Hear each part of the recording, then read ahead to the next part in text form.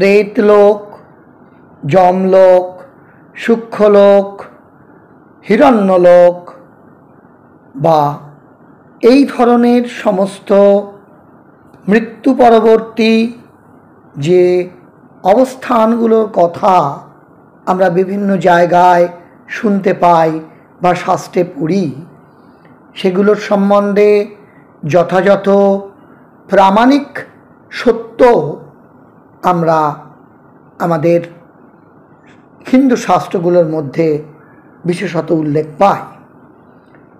আজকের আলোচনার বিষয়বস্তু যে সত্যি কি প্রেতলোক, যমলোক, সূক্ষ্মলোক, হিরণ্যলোক এগুলি আছে, বা সেগুলো আমরা শাস্ত্রের মাধ্যমে কিভাবে জানতে পারি।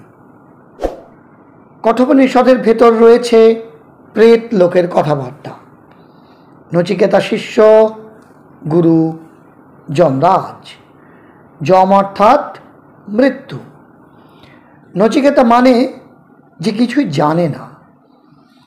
ঋষি বালক নচিকেতা যমের কাছে গেছে এই জানতে যে মানুষ মরলে আদৌ কিছু আর থাকে কিনা। সে যমকে জিজ্ঞাসা করল, মৃত্যুতেই কি সব শেষ? মানুষ যখন প্রেত হয়, ইহলোককে অতিক্রম করে চলে যায়, তারপর তার আর কিছুই কি থাকে না? যম বললেন, এসব সহজে ও সকলের জানার বিষয় নয়। উপনিষদের ঋষিরা আমাদেরকে জানাচ্ছেন যা সহজে জানার বিষয় নয় সেই সব দুর্বোধ্য তত্ত্ব।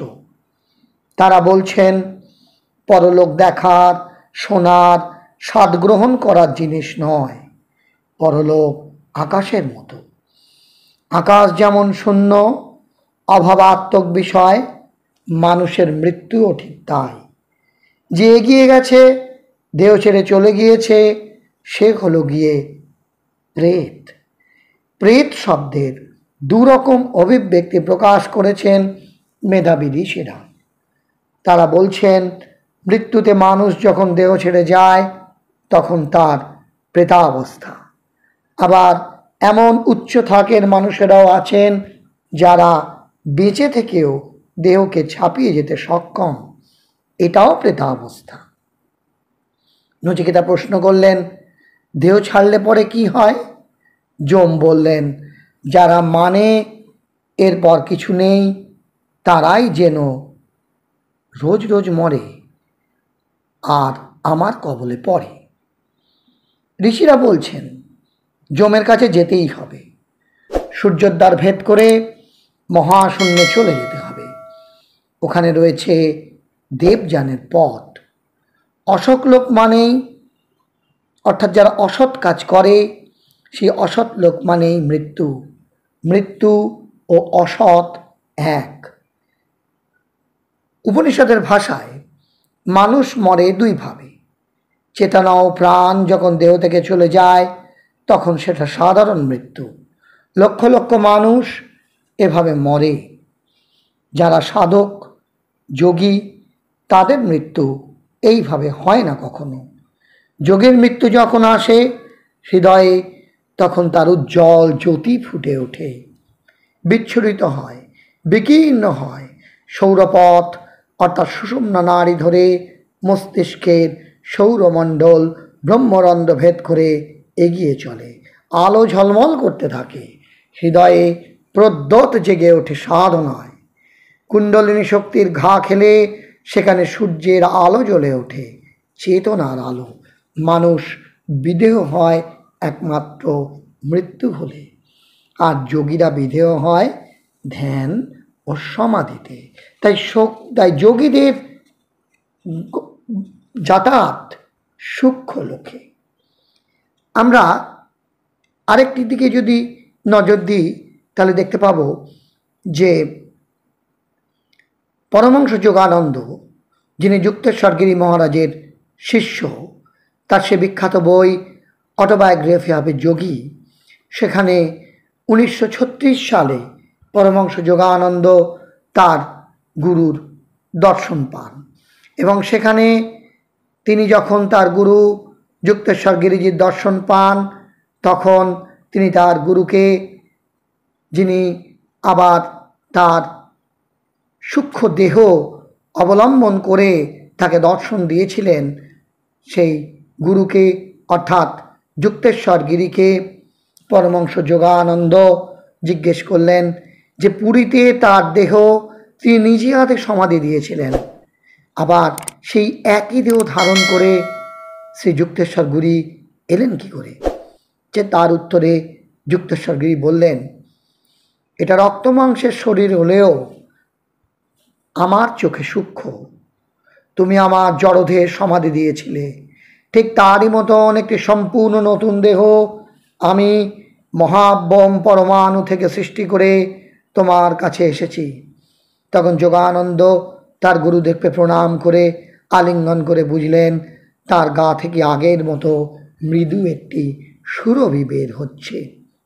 যুক্তেশ্বর গিরি বললেন, জড় জগতে মানুষের কর্মক্ষয়ে সাহায্য করতে যেমন মহাপুরুষেরা প্রেরিত হন, আমিও তেমনি এক সূক্ষ্ম জগতের মুক্তিদাতা রূপে কাজ করতে ঈশ্বর কর্তৃক আদিষ্ট হয়েছি। যেখান থেকে আমি এসেছি তার নাম হিরণ্যলোক। সেখানে উচ্চস্তরের জীবেরা সূক্ষ্মদেহে থাকেন। মৃত্যুর সময় যারা সমাধিমগ্ন হয়ে দেহ ছেড়ে দেন তারাই ওখানে থাকেন। সূক্ষ্ম জগতে বহু বহু আত্মিক বাস করেন। তারা আলোকপিণ্ডের সাহায্যে গ্রহ থেকে গ্রহান্তরে ঘুরে বেড়ান।